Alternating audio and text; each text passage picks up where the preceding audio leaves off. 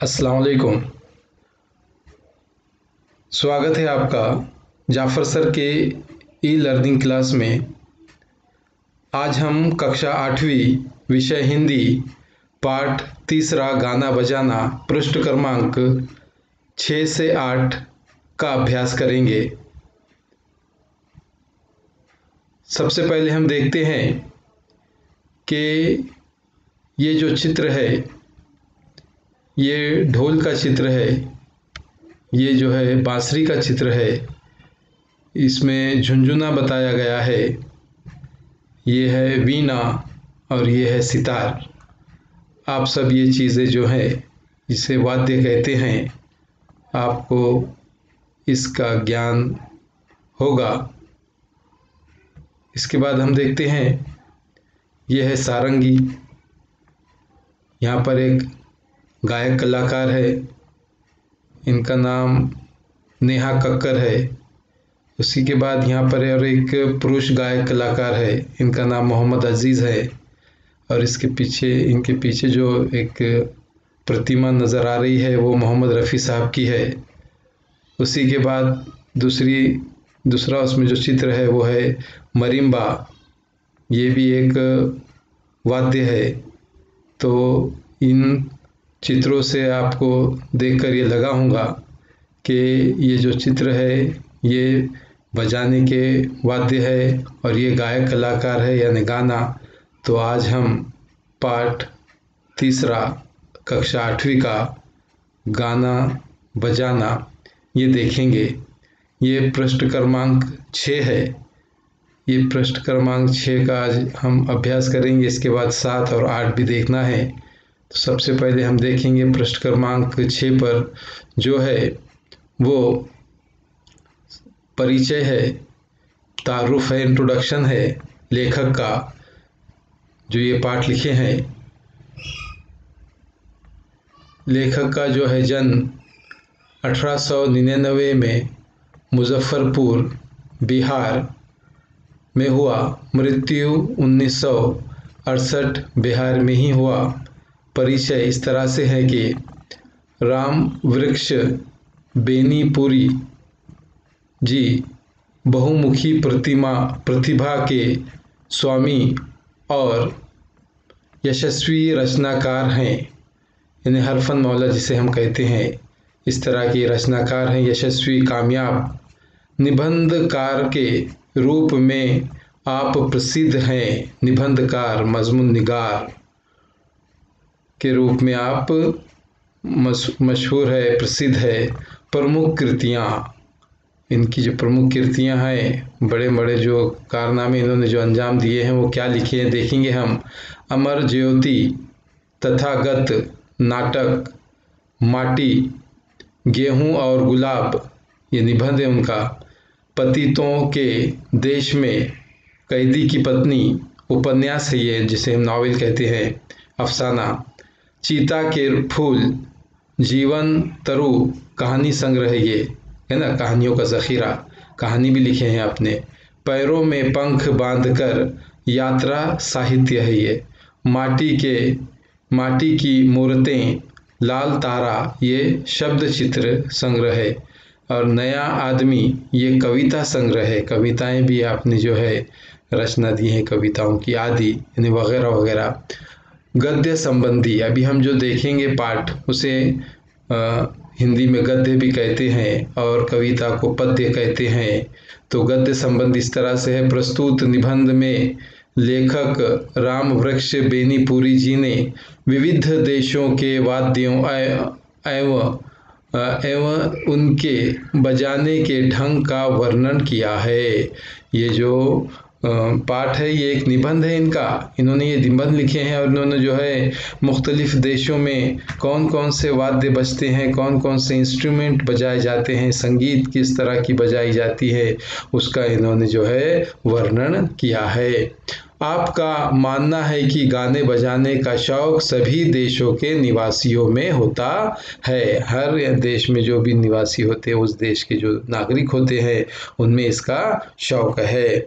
मौलिक सृजन, इसमें यानी बुनियादी तौर पर क्या करना है, देखिए आप YouTube अथवा पुस्तक के आधार पर वाद्यों का संक्षेप में वर्णन लिखो। हाँ, आपको जो है YouTube की मदद लेना है या फिर पुस्तक की सहायता से आप जो है जो वाद्य है उनका संक्षिप्त यानी मुख्तसर, इन शॉर्ट, हाँ, वर्णन लिखो।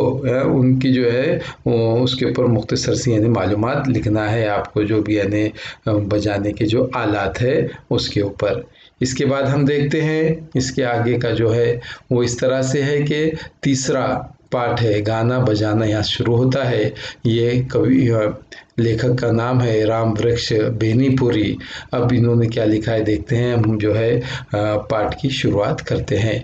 पी पी पू पू, कोई बच्चा बेतहाशा रो रहा है, चुप कराने की कितनी भी कोशिश आप कर रहे हैं वह चुप नहीं होता।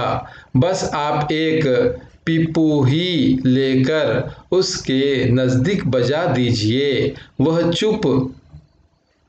चुप शायद मुस्कुरा भी पड़े और उसे लेने के लिए जिद तो करेगा ही। जो पीपू ही है जो आपने उसके सामने बजाई है, जो वाद्य है उसे बजाया है, तो आप यानी वो बजाने के बाद वो खुश हो जाएगा और वो चुप हो जाएगा, मुस्कुराएगा और उसे लेने का जो है प्रयत्न भी करेगा, जिद करेगा, कोशिश करेगा। पीपू ही बांसुरी। बाजे में यह करामत है ही। हाँ, बाजे में ये सब क्या है, करामत है। ये लोगों का तो कहना है कि जिस समय मनुष्य जाति अपने बचपन में रही होगी, विद्या बुद्धि का आज जैसा विकास नहीं हुआ होगा। हाँ, ये बुद्धि का विद्या का जो है विकास इतना नहीं हुआ होगा। उस समय की बात बता रहे हैं लेखक कि उस समय भी उसमें गाने बजाने का शौक ज़रूर हुआ होगा। गाने के ज़रिए हम अपने दिल के उच्छ्वास को प्रकट करते हैं, दिल की तमन्ना को, दिल की ख्वाहिश को, आरज़ू को यानी हम जो है प्रकट करते हैं, बतलाते हैं। जो दिल में बात होती है वो लब पे आ जाती है। बाजा उस गाने को भड़कदार और दिलचस्प बना देता है। और जो गाना होता है तो जो संगीत आप देखते हैं, संगीत जो सुनते हैं उसके यानी बैकग्राउंड जो म्यूज़िक कहते हैं वो उसे और भी यानी जो है भड़कदार और दिलचस्प बना देता है।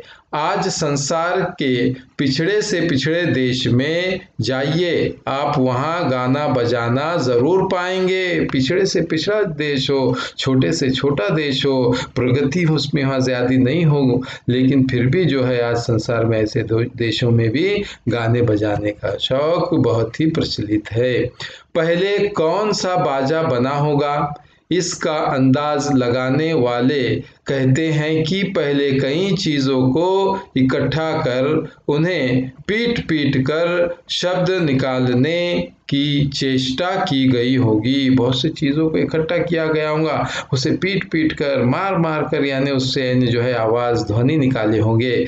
और मेरे मरे हुए पशुओं के चमड़े को पोपले कद्दू पर मढ़कर ढोल और नरकट की गांठों को छेद कर उससे पिपूही बना ली गई होगी। हाँ, ढोल किस तरह से बनाए होंगे कि जो कद्दू है, कद्दू बड़े कद्दू को जो है जिसे हम भोपला भी कहते हैं, गोल कद्दू, उसको जो है आधा काट कर और उसके ऊपर जो है मरे हुए पशुओं, मरे हुए जानवरों का जो है चमड़ा यानी लगा तान कर मढ़ कर उसे जो है ढोल की तरह बनाया गया होगा।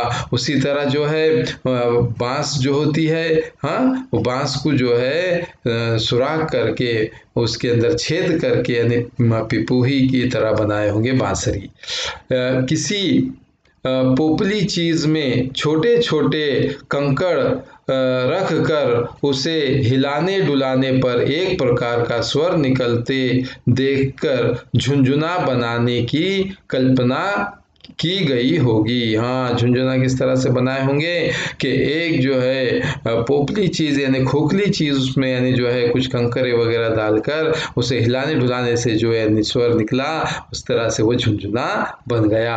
आज भी बहुत से देशों में 3 बाजे हैं, 3 बाजे हैं देशों में। पहला है ढोल, उसके बाद है पिपूही और झुनझुना। चाहे उनका आकार प्रकार अलग हो, अलग अलग देश में कोई छोटा होगा कोई बड़ा होगा, किसका शेप चेंज होगा, अलग अलग उसका आकार प्रकार होगा। इन तीनों के सहारे ही नाना तरह के स्वर निकाले जाते हैं। नाना यानी मुख्तलिफ, तो हम समझेंगे आप अम्मी के अब्बा नाना, नाना कैसे आ गए यहाँ पर।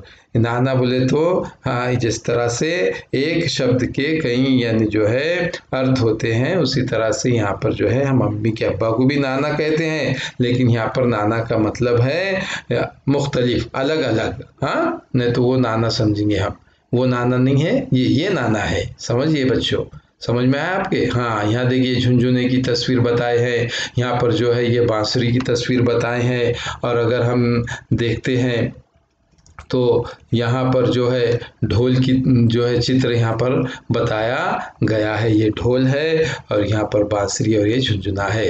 अगला हम जो है परिच्छेद देखते हैं, वनवासी लोगों के गाने। वनवासी, वन यानी जंगल, जंगल में रहने वाले जंगली लोग, है ना। देखते हैं हम, आपने देखे होंगे कोई सीरियल में, कोई फिल्म में, कोई गाने वगैरह में जंगली जो जंगल में जो रहने वाले हैं उनके गाने बजाने को गौर से सुनने पर मालूम होता है कि उनमें ताल पर ज्यादा ध्यान दिया जाता है। सुर पर कम ध्यान देते वो और ताल पर ज्यादा ध्यान देते हैं। बजाने पर उनके वाद्य अलग अलग रहते, वो अलग अलग आवाजें निकालते हैं। अमेरिका के रेड इंडियनों को देखिए या अफ्रीका के हबशी लोगों को। हाँ, ये जो रेड इंडियन और जो हबशी लोग हैं, ये वहाँ के जो है वनवासी लोग है। गाने बजाने में ताल की ही प्रमुखता उनके यहाँ है। रेड इंडियनों का टम टम और हबशी लोगों का ढोल ताल ही देता है। हबशी लोग तो ढोल बजाने में इतने उस्ताद हैं कि उन्होंने ढोल की भाषा का इजाद कर दिया है। हाँ, ढोल के ऊपर यानी जो बजाने से उनकी एक भाषा बन गई है, कोड वर्ड है उनके। एक जगह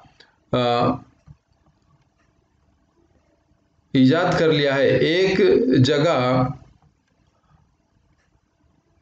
कोई ढोल बजा रहा है, दूसरा मीलों की दूरी पर बैठा उस ढोल को सुनकर समझ लेता है कि वो क्या कह रहा है। हाँ, ढोल की उन्होंने एक भाषा ही बना लिए हैं। किसने? हबशी लोगों ने।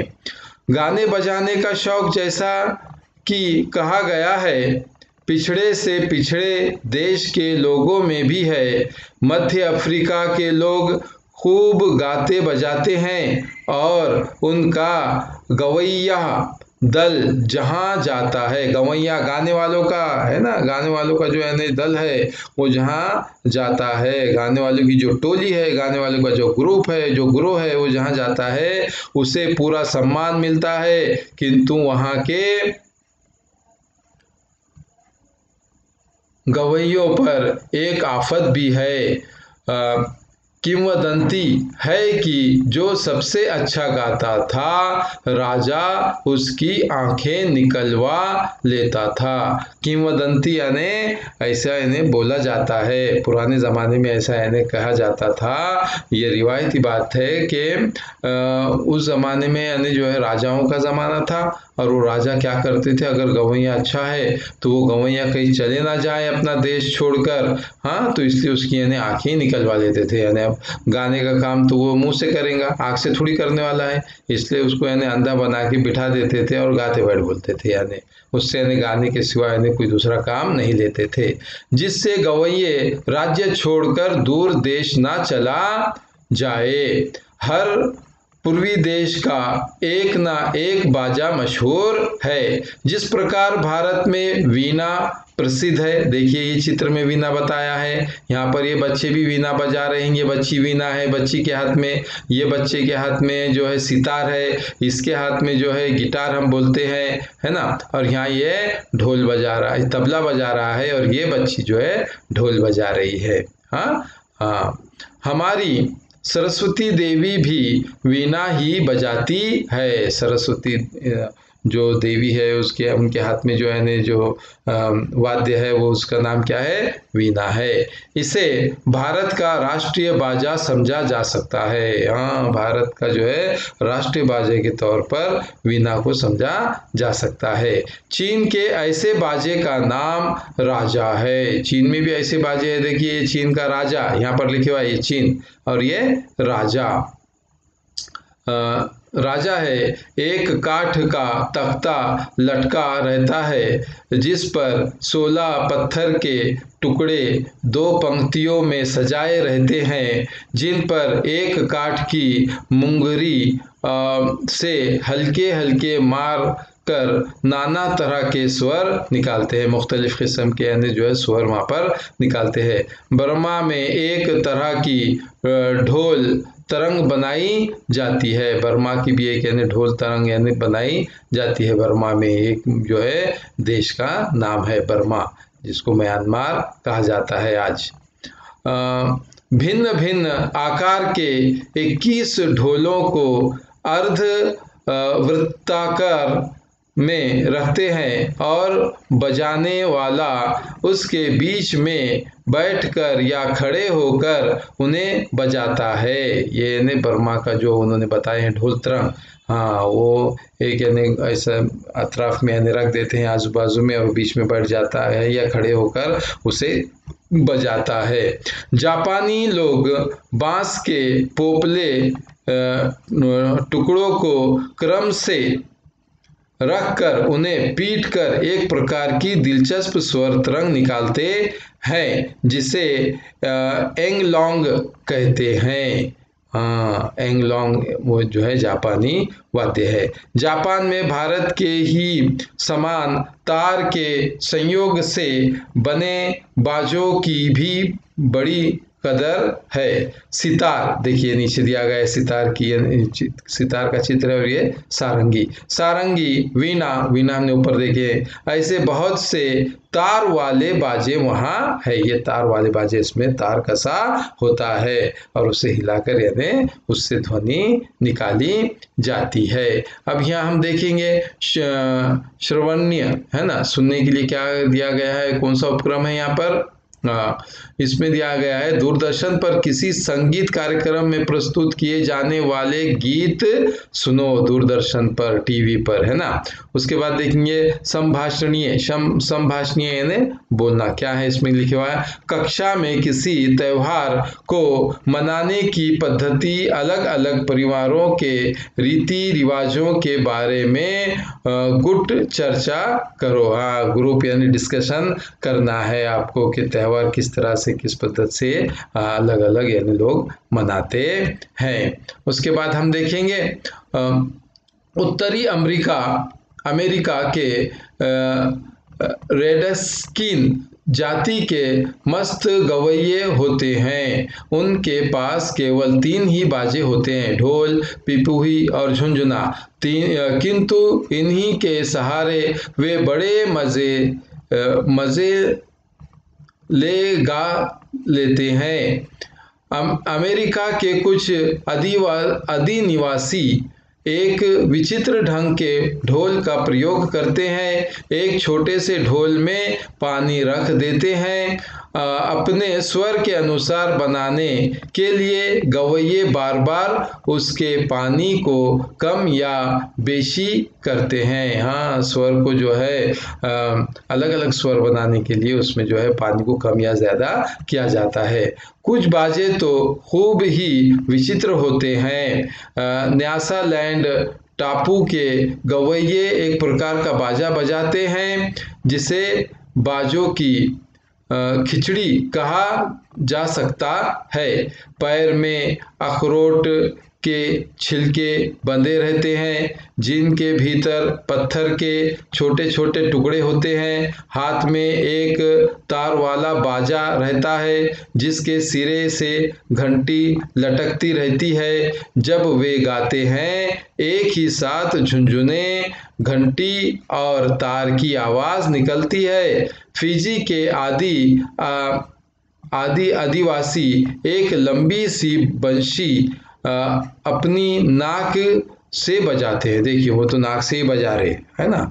अब मलाया में भी ऐसी विचित्र बंशी देखी जाती है। मैक्सिको में जो काठ के मरिम्बा का प्रयोग किया जाता है, उस पर एक साथ ही 4-4 आदमी तक बजा लेते हैं। ये देखो, ये मरिम्बा की जो है यहाँ पर हमने चित्र दिखाए हैं, तस्वीर दिखाए हैं। हमारे देश का सिंगा भी दूसरे देशवासियों के लिए कुछ कम आश्चर्यजनक बाजा नहीं है। हाँ, ये जो सिंगा है, देखो ये सिंग से बने हुआ होगा, इसलिए उसका नाम सिंगा रखा गया। ये जो है विचित्र और आश्चर्यजनक बाजा अपने देश का है।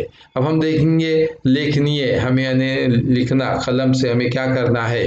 हाँ, मेरा प्रिय प्रार्थना गीत विषय पर लगभग 10 वाक्यों में शुद्ध एवं मानक लेखन करो। हाँ, प्रार्थना अपनी यानी जो प्यारी प्रार्थना, प्यारी दुआ है, वो दुआ आप लिखेंगे।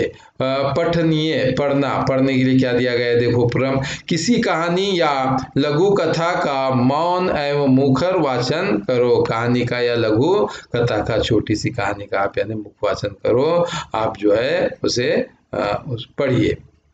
अब हम यहाँ देखेंगे, ये जो है इसके ऊपर स्वाध्याय है, शब्द वाटिका है। अब इसके हम बारी बारी से देखेंगे।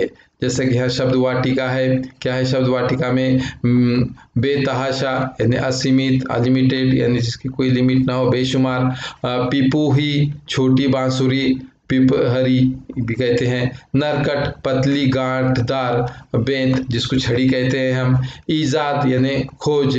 हाँ, मशहूर प्रसिद्ध, मुंगरी मुठियादार लाठी। बेशी ज्यादा, अधिवासी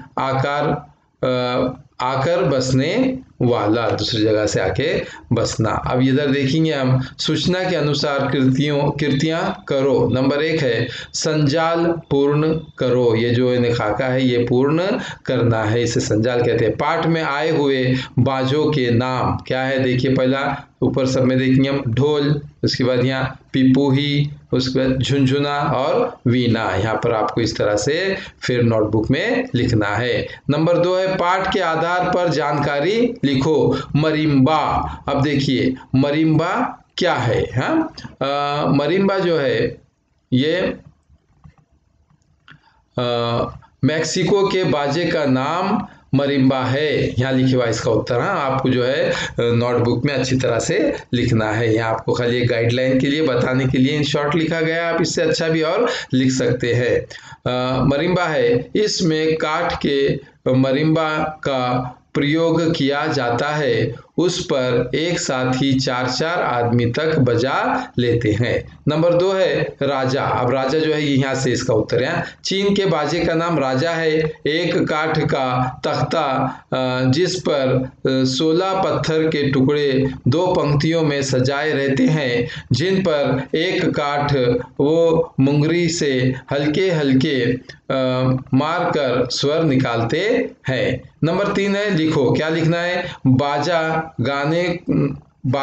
गाने को बना देता है। क्या बना देता है, भड़कदार, दिलचस्प। उसके बाद है जापान के तार वाले बाजे। जापान के तार वाले बाजे कौन से हैं, सितार और सारंगी, जो अपने देश में भी बजाए जाते हैं। इसके बाद है भाषा बिंदु। अ है शब्द बनाओ, उपसर्ग युक्त शब्द और प्रत्यय युक्त शब्द।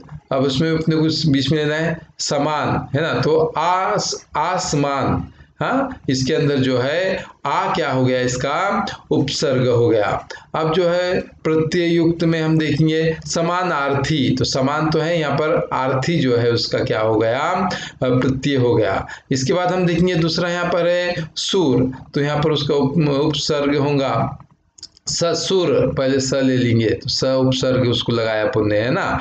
उसके बाद प्रत्यय जो है सूर ताल, तो ताल उसका अपने प्रत्यय लगाए हैं। आ है पाठों में आए सर्वनाम ढूंढकर उनका वाक्य में प्रयोग करो। हाँ, सर्वनाम का हमें जो है उपयोग करना है। सर्वनाम जिसे उर्दू में ज़मीर कहते हैं और इंग्लिश में जो है प्रोनाउन कहते हैं। नंबर 1 है आप ये सर्वनाम उसमें आया है, उसलिए हमने यहाँ पर वाक्य बनाए हैं। आप बहुत मधुर गीत गाते हो। नंबर दूसरा है हम सब भारत देश के वासी हैं, हम जो है इसमें सर्वनाम है। नंबर 3 है वे वीणा बजाते थे, तो ये वे भी इसमें आया हुआ है। हाँ, आप ढूंढकर जो है इसमें से लिख सकते हैं। उसके बाद देखेंगे हम उपयोजित लेखन। उपयोजित लेखन में है अनुवाद करो। अपनी मातृभाषा के समाचार पत्र की 10 पंक्तियों का हिंदी में अनुवाद करो। 10 यानी खबरों का 10 पंक्तियों का, हमने यहाँ पर 2 का करके बताए हैं, आप आपके दिल से जो है 8 का करेंगे। नंबर 1 है वर्षा से मुंबई के उपनगरों जलथल हो गए। उपनगर क्या हो गए, जलथल हो गए हैं। नंबर 2 है समाचार वर्षा के कारण एक दिवसीय मुकाबला रद्द। इस तरह से आप पूरे 10 बनाएंगे। मैंने समझा, इस पाठ से क्या समझा मैंने, गाने घा हो गया, यहाँ पर गाने होना चाहिए। गाने बजाने का शौक सभी देशों के निवासियों में होता है, ये हमने हमारे समझ में आया। स्वयं अध्ययन, अब खुद से सीखना है। क्या सीखना है, भारतीय शास्त्रीय संगीत परंपरा की संक्षिप्त जानकारी लिखो। भारतीय शास्त्रीय संगीत की, तो हम यहाँ देखेंगे, हमने थोड़ा लिखे हैं, आप और जो है इसमें जो है इजाफा कर सकते हैं, बढ़ोतरी कर सकते हैं। गायन, वाद्य वादन एवं नृत्य तीनों कलाओं का समावेश संगीत शब्द में माना गया है।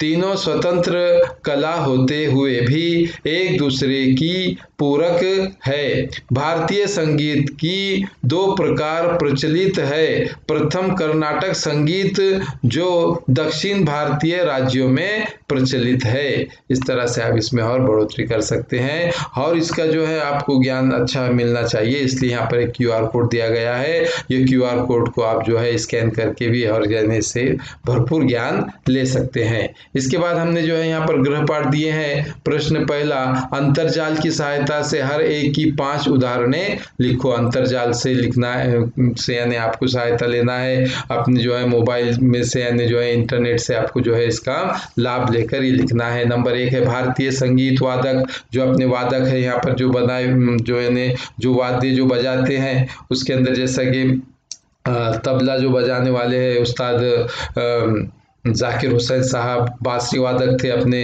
जिनका यानी जो है देहांत हो गया, मरहूम बिस्मिल्लाह खान साहब। ऐसे बहुत से यानी जो है वादक है, यानी उनके नाम हम लिख सकते हैं। नंबर 2 है भारतीय गीत प्रकार। भारत के में जो अपने जो गीत प्रकार पाए जाते हैं, हम जैसा कि यानी अलग अलग गीत है, लोकगीत है, हाँ, लावनी है, हाँ, और अलग अलग गीत है, तो ये गीत प्रकार, कव्वाली भी एक गीत प्रकार में आता है। इस तरह से आप उस अंतर्जाल की मदद से लिख सकते हैं।